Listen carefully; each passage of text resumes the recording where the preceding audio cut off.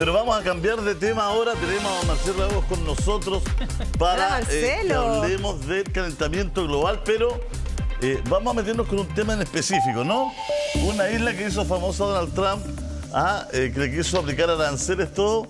Bueno, está vacía la isla y se está derritiendo. Marcelo, cuéntanos un poquito, danos contexto. Bienvenido al programa. ¿Qué es lo que está pasando acá? Bueno, particularmente no sé mucho de ese presidente, porque él no está muy preocupado o poco preocupado del cambio climático. Pero claramente por la localización de esta isla, que es territorio australiano distante, ciertamente, hacia el Polo Sur, es una isla de, claramente, se ve la forma, ciertamente, de origen volcánico. Claro. El sostenido aumento de las temperaturas se está traduciendo en que está derritiéndose la masa glaciar, la masa de nieve, y ello implica que ciertos procesos se están detonando. Ahora hay que destacar que es una isla deshabitada. Por lo tanto, lo que me menciona Julio sobre el arancel, desconozco si es un arancel a los pingüinos o... Claro, es que es una isla remota. ¿Ya? Es una isla remota, pero que se hizo muy famosa en el último tiempo porque dentro de los anuncios que hizo Donald Trump, estaba el aplicarle arancel a esta isla. Entonces muchos dijeron que absurdo si es una isla deshabitada, una isla en la que nadie va hace 10 años, es una isla que a quién le va a cobrar algún tipo de tributo, ¿no? El tema es que pone en el ojo de la opinión pública a nivel internacional la existencia de esta isla, que según estudios que han hecho en una importante universidad australiana, está demostrando los efectos del cambio climático. Y por eso que esta isla, que puede ser pequeñita, remota, se torna una isla tan importante para estudiar lo que ocurre a nivel mundial con el cambio climático, ¿no?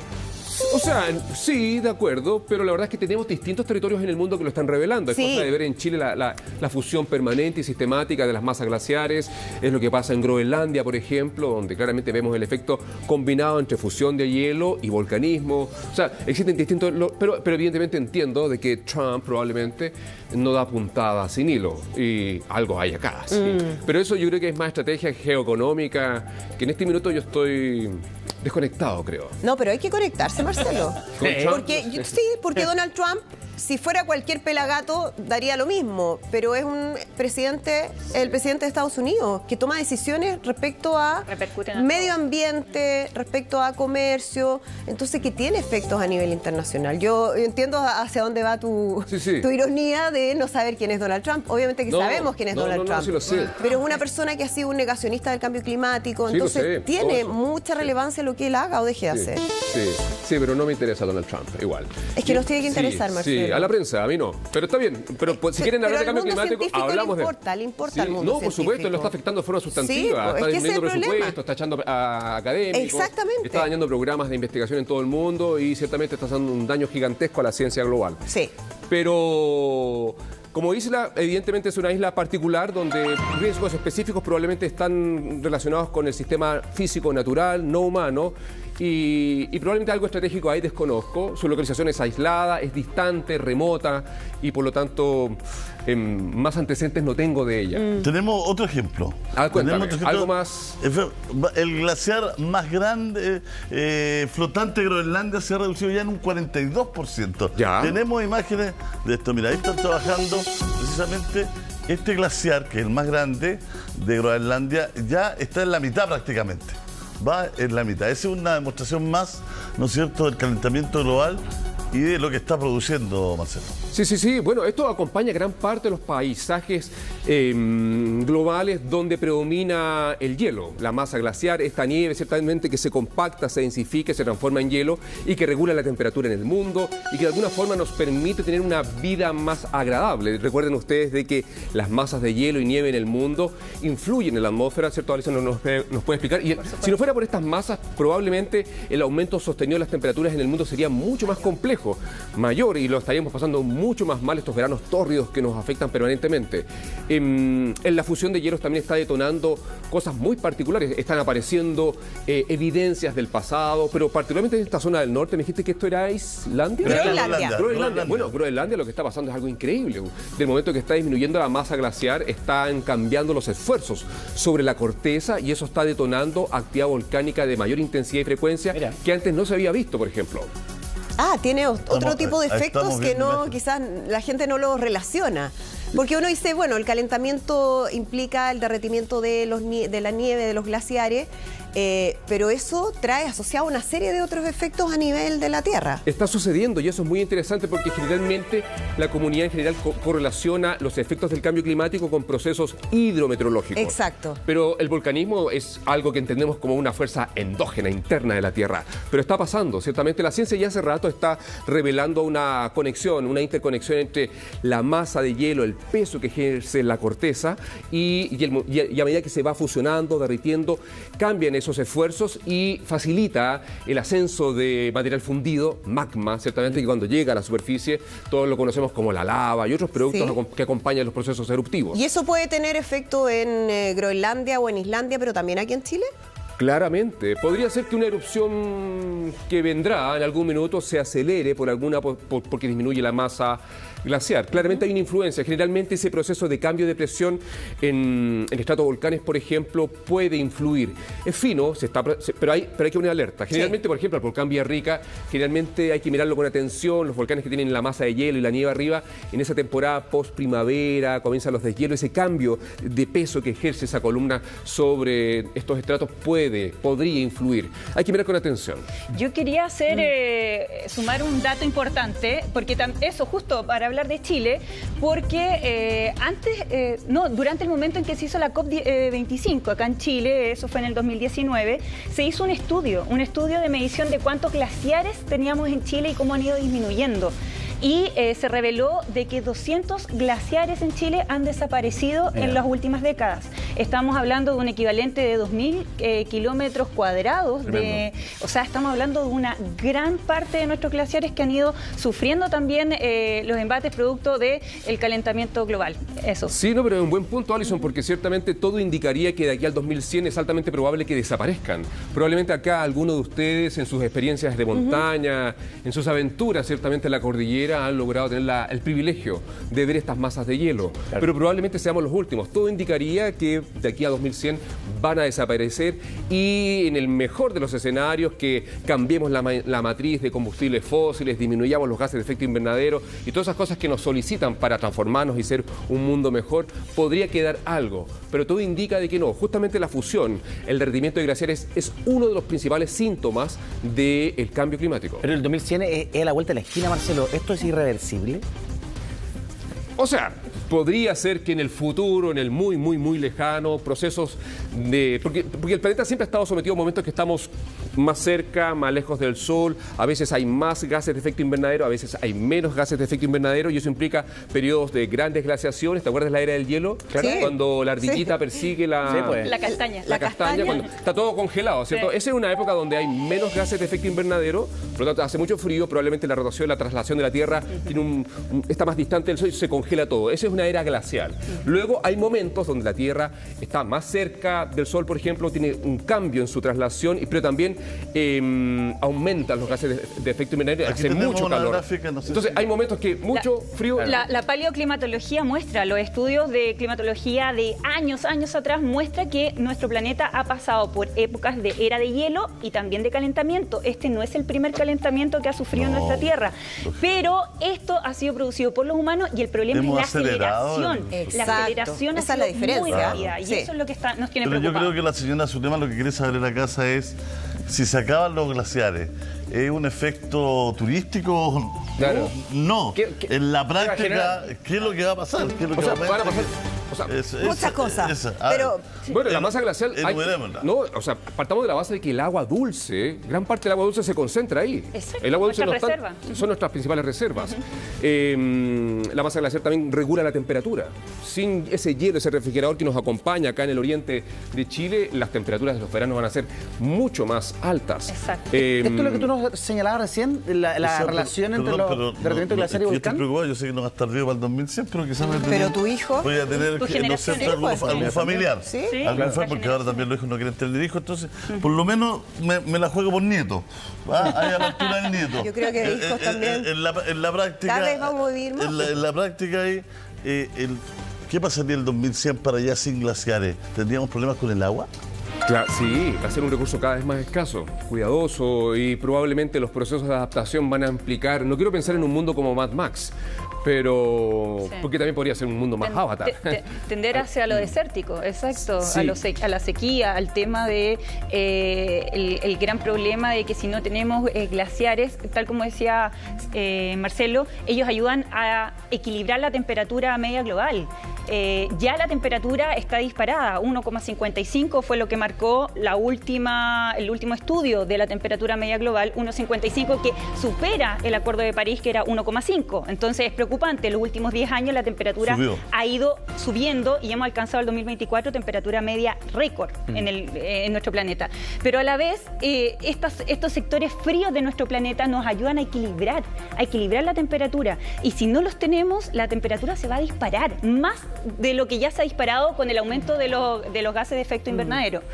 Y ahí también influyen, por ejemplo, los aerosoles, porque el solo hecho de que haya contaminación atmosférica, el solo hecho de que se levante permanentemente polvo, ese material particulado también hace que, en simple, los rayos del sol reboten y por lo tanto la temperatura baje un poquito. Exacto. O sea, es medio perverso, pero el hecho de que haya contaminación también ayuda un poco a que la temperatura no sea tan cálida. Pero sin masa de hielo la cosa va a ser compleja, difícil. Ahí viene todo ese proceso de adaptación necesario que necesitan las sociedades del mundo y, como tú bien dices, Julio, las comunidades, el señor, la señora, de cómo vamos a vivir, qué planeta estamos entregando ciertamente para las futuras generaciones. Sí, es que cuando hablábamos del tema de los efectos volcánicos en un país como el nuestro, eso es súper relevante para gente que vive cerca de volcanes y que dice, bueno, este volcán no ha estado activo en cientos o miles de años, pero que toda la transformación que estamos viendo a nivel global puede tener un efecto que ese volcán, que parece inofensivo, puede el día de mañana transformarse en una amenaza. Totalmente, pero hay que destacar de que lo bueno es que la ciencia está atenta a esto. Sí. Hoy día hay más información, los principales volcanes... ¿Por qué la gente los vive más al lado de los volcanes? ¿Qué gente vive? ¿Por qué vive cerca de los volcanes? Siendo que ¿Por qué? son peligrosos. Sí, son Es que peligrosos. muchos años tienen inactividad y hay veces que cuando empiezan a activarse, ahí la gente se da cuenta de que lo peligroso que son.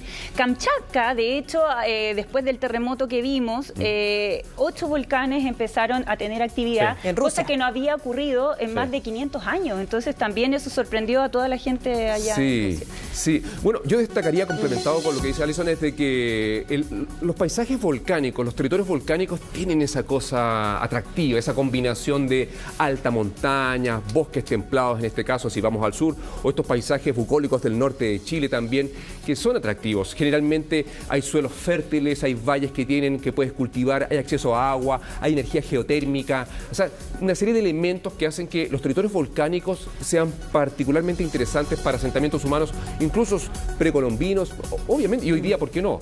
Y también complementando también que claramente no ocurren todos los días. Claro. Y hay erupciones y erupciones. Hay erupciones que son muy grandes, otras pequeñas. Chaitén en el 2008 fue sorprendido por una erupción que muchos no sabían que el volcán tenía esa personalidad. Hoy día la ciencia lo entiende, que es uno de los volcanes más peligrosos de Chile. Una cosa es vivir cerca de un volcán y otra vivir en la falda de un volcán. Claro. La peligrosidad. Creo que ahí es donde también hay que regular y ponerse estricto a veces, porque en Chaitén aprendimos muchas cosas. Sí, no, Chaitén es muy particular. Ahí aprendimos que el más peligroso que el volcán es el Estado, la verdad. Sí, porque la práctica...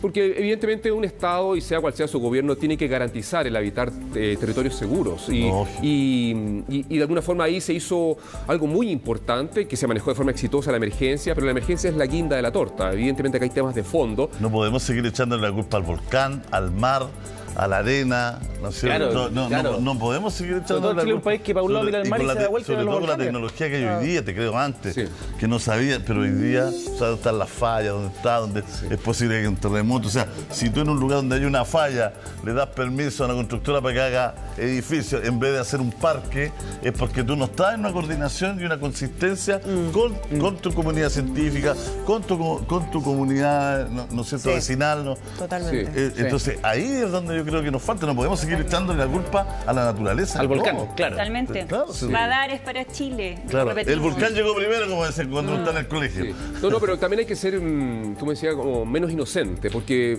las cosas no van a ser instantáneas. El modelo de desarrollo económico en Chile es un creador de riesgo de desastre permanente.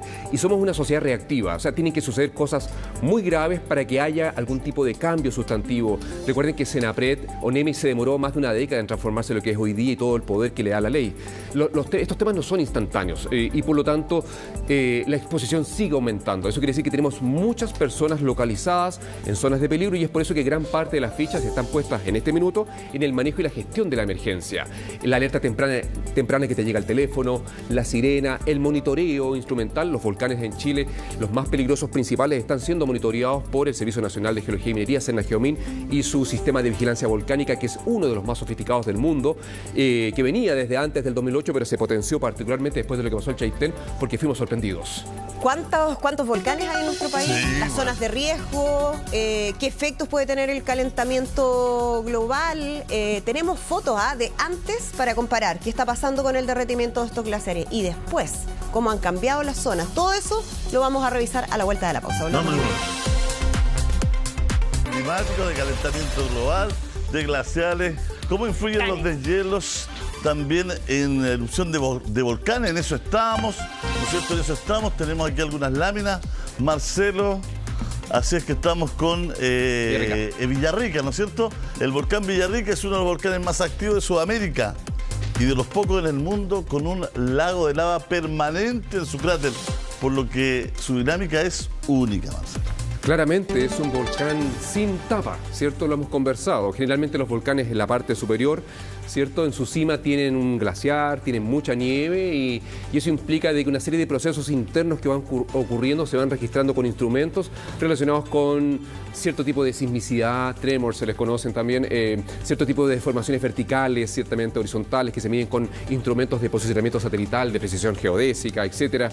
Sin embargo, cuando no tienen tapa, cuando no hay un glaciar, cuando tú dices que se ve ese espejo de lava, implica que procesos eruptivos se pueden detonar de forma muy rápida. Y es por eso que es peligroso, porque el tiempo puede marcar la diferencia. ¿Cuánto tiempo tengo para evacuar? ¿Cuánto tiempo tengo para llegar a una zona segura? Y particularmente en este caso que asentamientos humanos concentrados como Pucón, que está a 16 kilómetros, y otros dispersos por todas partes, y Villarrica ya está a más 25, 30 kilómetros, implica de que puede ser peligroso, sobre todo en época estival. No sé si ustedes han ido a Pucón en verano y conocen la carretera que hay ahí y la congestión que se arma. Tremenda. ¿Y cuánto tiempo hay realmente para eso? Hay que responder esa pregunta. Esto es parte de la Red Nacional de Vigilancia Volcánica. Tú destacabas, Marcelo, que hay un monitoreo permanente, vemos los cambios de los colores de la alerta. Pero ¿qué implica una actividad en un volcán como el Villarrica? Bueno, implica de que es un volcán, del momento que se define como un volcán, el volcán más riesgoso, implica que tiene distintos elementos. Por una parte está el elemento de peligro, ¿cierto? El volcán como un proceso natural tiene un pasado eruptivo que se traduce ciertamente en un peligro que hay que mirar con atención. Está latente. Y ese peligro yo no lo puedo eliminar. O sea, yo no puedo ponerle una tapa y se acabó el problema. Claro. Siempre va a estar ahí latente y por lo tanto tengo que controlar la exposición, en este caso de las comunidades, de la población, de la infraestructura crítica, como también elementos que hacen que algunos sean más o menos vulnerables o susceptibles de ser afectados. No es lo mismo la casa a orilla del lago Villarrica con 3 pisos, yates, helipuerto y concreto reforzado, que la vivienda del campesino de madera, que evidentemente probablemente va a ser mucho más susceptible, puede ser muy gravemente afectada, etcétera. La educación del jefe de hogar, hay varios elementos allí. Ahora, particularmente si lo miramos desde un punto de vista más físico-natural, el estratovolcán Villarrica es un volcán que sus características lo hacen un elemento de peligro. Tiene en el pasado, recuerden que un volcán se considera activo cuando por lo menos en los últimos 10.000 años ha dado alguna señal de actividad. Claro. Y él tiene un registro histórico muy detallado, importante, y trabajo paleo antiguo, antes de la llegada de la escritura, ciertamente nos revela también recurrencia. Incluso más allá del lago Villarrica hay evidencia de grandes erupciones. Ahora, nadie sabe cómo va a ser la próxima erupción. Nadie puede decir con propiedad... No se puede, de acuerdo a los antecedentes de este volcán, no siempre tiene la misma actividad o de la misma manera. Claro, hay un poco de eso y es por eso de que hay mapas de peligro, hay un mapa oficial del lago Villarrica que nos espacializa un escenario, un peor escenario, un gran escenario. Gran parte de Pucón está en zona roja, por ejemplo, expuesto a flujos piroclásticos, a lava, etcétera, y otros lugares, la área, hay distintos tipos de productos, pero ustedes bien saben que, por ejemplo, la erupción del 2015, la de marzo, tuvo unas características muy particulares, hay unas imágenes increíbles, pero no fue hipercompleja la situación. El volcán puede entrar en actividad... Pero sí muy llamativa. No, totalmente. Sí, además que es un volcán turístico. Vamos a mostrar esas imágenes. Es un volcán turístico donde se planifica la subida al volcán, a la parte alta, se hacen excursiones. Entonces, eso igual pone muy en riesgo a mucha gente en caso de que llegue a generarse algo, porque lo hemos visto en imágenes en otros países, que vemos a excursionistas bajando del volcán y con el volcán activo. Entonces, ¿pasaría algo así acá en Chile? O sea, no sería extraño que eso pase, y ese es un gran tema que yo diría que la regulación que tenemos en Chile al respecto todavía sigue siendo bien laxa, porque no ha ocurrido nada grave hasta ahora. Claro. Hoy día, si tú quieres subir al volcán Villarrica, mientras tengas conocimientos de montaña o vayas con un guía experimentado y firmes una carta de responsabilidad, puedes ascender a la cima, a la cumbre, pero el día que pase algo grave, ¿quién va a ser responsable? ¿Quién va a ser responsable? Hay un documental que es impresionante de lo que ocurrió en el Whakaari, en Nueva Zelanda, el 2019, donde se hacían expediciones, donde estaba lleno de turistas con agencias de viaje, con mucha experiencia, y entra en actividad el volcán y lamentablemente hay gente que no pudo escapar. O sea, hay gente que murió ahí. O sea, el riesgo siempre está, dices tú, claro, Marcelo, y uno tiene que asumirlo. Y hace poco, menos de un mes, esta turista brasileira que lamentablemente, ciertamente haciendo un tour rodeando el perímetro de un volcán en Indonesia, tuvo una caída, quedó casi 2, 3 días, 4 días. Se pudo haber salvado totalmente esa mujer, y es delicado el tema. Yo creo que acá hay una especie de ilusión, de invulnerabilidad, de que a mí no me va a pasar nada, como el volcán no da señales permanentemente, como que subestimo. Pero los volcanes tienen personalidades que pueden ser complejas, agresivas, peligrosas, no porque quieran ser peligrosos o agresivos, sino que es parte de su forma. Son lo que son, donde se libera mucha energía. Y referente a los volcanes de la región metropolitana, ¿tenemos algunos activos? ¿Qué cuidado tenemos que tener especialmente con ellos? Sí, no, claramente. Todo nuestro arco volcánico hoy día está ahí en la cordillera, ¿cierto? Y por lo tanto, acá en el asentamiento más grande de Chile, en la zona de Santiago, tenemos el Tupungato, el Tupungatito, el San José, el Maipo, que son volcanes que están a una distancia razonable del asentamiento humano. Estamos hablando de 60, 70 kilómetros, y en un peor escenario sus efectos se concentrarían ciertamente más hacia la cordillera. Sí, son corredores de peligrosidad todas las quebradas, donde escurre el San José, los ríos, el Colorado arriba, ciertamente, porque son los lugares donde generalmente da la pendiente y el cambio topográfico se expanden ciertamente los lahares, que son especies de aluviones volcánicos que producto del aumento de la temperatura, la fusión de la nieve, bajan por la pendiente y la gravedad con grandes rocas, troncos, Marcelo, y todo lo que arrastran. Tupungatito, San José. Esos 3, ¿cierto? Sí, son los volcanes que tenemos acá cerca. Ya, lo que pasa es que, claro, yo te entiendo, te sigo, hemos conversado muchas veces, entonces uno lo tiene más o menos mapeado, pero yo no sé si toda la gente que nos está viendo reconoce esos con la cercanía que tienen, porque está al lado del asentamiento, ¿cierto? Están al lado de Santiago, a 60 kilómetros aproximadamente. ¿Qué pasaría si hacen erupción, si entran en actividad? ¿Cómo sería? O sea, la verdad es que es poco probable que la ciudad de Santiago esté expuesta al peligro volcánico. Muy bueno decirlo. Pero todo depende, que podría ser excepcionalmente que cambien las condiciones del viento, por ejemplo, un viento raco, como se le llama, y se invierta el material particular y venga a caer a Santiago y hagamos complejidades, por ejemplo, para los vuelos, porque evidentemente los aviones no pueden volar con ceniza volcánica transportadas en el aire. Hay un pasado de erupciones volcánicas grandes en Santiago, del pasado, ciertamente, cuando la caldera El Diamante entró en actividad. Probablemente ustedes, cuando van al aeropuerto o van hacia por la ruta 68 hacia Valparaíso, han visto los cortes en el camino, que se ve una roca rosada, un material como más clarito, y eso no es casualidad, es un material del pasado, de grandes erupciones, se le conoce como ignimbrita Pudahuel, y que nos revela erupciones que barrieron con toda la zona central de Chile, pero estamos hablando del muy lejano, y si eso volviera a pasar... no vamos a estar aquí para contarlo. Eso, ¿hace cuánto tiempo, más o menos, que no están activos los volcanes aquí? Estos están activos. O sea, pero no han hecho erupción, por eso. La verdad es que... Mira, ¿qué pasa? Que el tema del cuándo hacen o no hacen, no es que sea cada tiempo o frecuencia, sino que se han dado señales en los últimos 10.000 años, están activos. Y por tanto no lo podemos subestimar.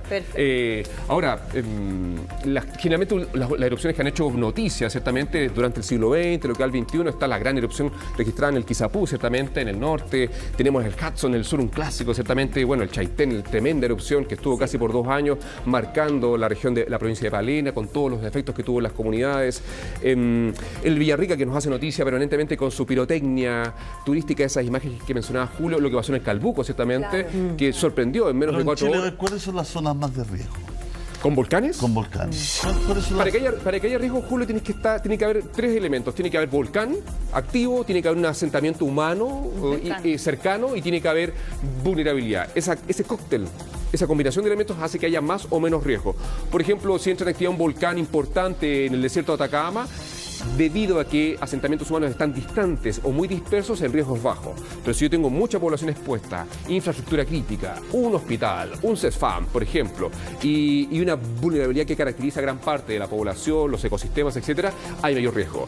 Dentro del ranking de los volcanes de mayor riesgo en Chile está el Villarrica, justamente. Está el Villarrica, está el Chaitén. Justamente el Cernagiomín tiene un ranking y un criterio que pondera el riesgo y también la peligrosidad. Y es público, ¿ah? Sí, Cualquiera puede entrar a la página y ver el Yo creo que eso es relevante porque, claro, uno puede hablar en general, Sí. pero para poner la pelota al piso en Chile, ¿dónde realmente están las zonas de riesgo? ¿Dónde hay que pensar 2 veces vivir? Sí. ¿O dónde hay que tratar de, ¿no es cierto?, ponerle atención, ponerle foco? Saber por dónde evacuar. Claro, ese es un buen punto, Hay porque un mapeo de a eso. diferencia, por ejemplo, con lo que vimos de la evacuación por el tsunami de Kamchatka hace unas pocas semanas, es de que en el caso de tsunami en la costa, tú sabes que tienes que evacuar a una zona de seguridad que está delimitada en gran parte de los asentamientos costeros de Chile, que coincide generalmente con la altitud de 30 metros. En el caso de un volcán, como no se sabe cómo va a ser la complejidad del proceso eruptivo, puede ser que sea menor, mediana, grande, colosal, y por lo tanto generalmente existen puntos de encuentro en Villarrica, en el volcán Villarrica y en todos sus alrededores, en la comuna de Pucón y en la comuna de Villarrica, existen puntos de encuentro delimitados para que las personas se instalen allí, pero son puntos de encuentro que son temporales, porque todo depende del escenario. Puedo parar ahí, como puede ser que la autoridad me diga, no, ahora tiene que distanciarse más, porque no se sabe. Y puede ser que la erupción dure 15 minutos, 1 hora, como dure 2 años. A diferencia del tsunami, cuando llega y va a tener unas horas. O sea, es complejo el proceso eruptivo, como un peligro y como un riesgo, evidentemente. Y volviendo, porque hay que ir aprendiendo las cosas que van pasando en el mundo y eso nos enseña. Lo que pasó en Kamchatka, por ejemplo, este terremoto que fue 8.8 generó entonces la activación de 8 volcanes, 8 volcanes. 7. ¿Pasaría algo similar en Chile en caso de que tuviéramos un terremoto de magnitudes similares? Estos volcanes como que empiezan a ordenar un poco la geografía. Sí. ¿Qué es lo que ocurre? No, muy interesante. Bueno, de alguna forma, como tú bien dices, hay que aprender lecciones. ¿Qué pasó el 2010 con los volcanes? Eso. ¿Qué pasó el 2015 con El los 62. Claro. ¿Qué pasó en el 60? Ahí sí, porque el En 62 fue el Valdivia. mundial. Sí. Claro. ¿Qué pasó el 2014 con el Eso lo terremoto de organizó Trump, porque Chiquisagua? ¿cómo le gustó? Sí. No, lo que quiero llegar es de que claramente, o sea, terremotos grandes, sobre 8 de magnitud, pueden detonar procesos eruptivos, pero no necesariamente siempre. Hoy día el ejemplo de Kamchatka es de libro. O sea, hoy día todos los manuales de ciencias de la Tierra van a incorporar el caso de Kamchatka y la conexión, lo más probable, con este gran terremoto 8.8 que afectó la península. Ahora, en el caso de Chile está el caso emblemático de 1960, como bien mencionaba, ciertamente. El terremoto fue el 22 de mayo y horas después entra en actividad el volcán en Cauye, en Peyúgue, entra la actividad del volcán y ahí hay una conexión. En simple, tengan en cuenta que el proceso, cuando ocurre un terremoto, la placa oceánica en este caso se desliza bajo la placa sudamericana, la continental, hay un proceso de deformación vertical de la corteza, hay un proceso de relajación de la corteza y eso evidentemente puede acelerar un proceso eruptivo que quizás estaba a puertas de venir y está en impulso. También puede pasar el efecto botella Coca-Cola. Hay gente que toma esas cosas, evidentemente se llena de gases y azúcar y después andan todo enfermo, pero independiente de eso, si tú agitas una botella de Coca-Cola, asumiendo que es la cámara magmática, podría también detonarse una erupción, podría acelerar un proceso eruptivo, pero no siempre sucede. El 2010 se nos movió el suelo de forma importante y no tenemos un recuerdo de que los volcanes en el centro-sur de Chile hayan tenido actividad sustantiva. Igual, claramente, el sistema de vigilancia volcánica estaba alerta, porque a veces puede pasar, pero no hizo noticia ninguna erupción. Lo más dramático yo creo que hemos vivido en nuestro tiempo, Chaitén. Sí, fue... Eso es tremendo. lo más dramático, lo más cercano que tenemos y televisado también. Claro, y a mucha posterior también, los animales, los mascotas, La gente escapando en barco. Efecto mundial. Dejando su... Como ahora dio la vuelta. Sí, pero es interesante lo que menciona Julio, porque lo interesante del desastre de Chaitén es que en Chaitén no tuvimos en el momento víctimas. Uno no puede decir murió 100, 200, miles de personas como pasa en otras partes del mundo. Ni hablar de Guatemala, por ejemplo, o el volcán de fuego. Entonces, estamos hablando de que el desastre de Chaitén es post. La gente se murió de pena. Las personas fueron desarraigadas de su territorio, en gran parte descuidadas, individualizadas, con un número económico que te dice vete para allá, cómprate una casa, hazte tu vida y trata de deshacer tu hogar y hace tu hogar en otra parte. Algunas personas volvieron, otras no pudieron volver, otras hicieron sus vidas en Puerto Montt, en Chiloé, en otras partes del mundo. Y hay todo un aprendizaje, ciertamente, que hay que... Hay que sacar lecciones, Marcelo. Totalmente. Y por eso hay mucha gente que está preguntando a esta hora, por ejemplo, ¿qué pasaría con el Tupungatito? Si hay actividad de que está a solo 75 kilómetros de Santiago, ¿qué tan peligroso es? ¿Cuál es su historia? Vamos a revisar ese detalle al regreso de la pausa.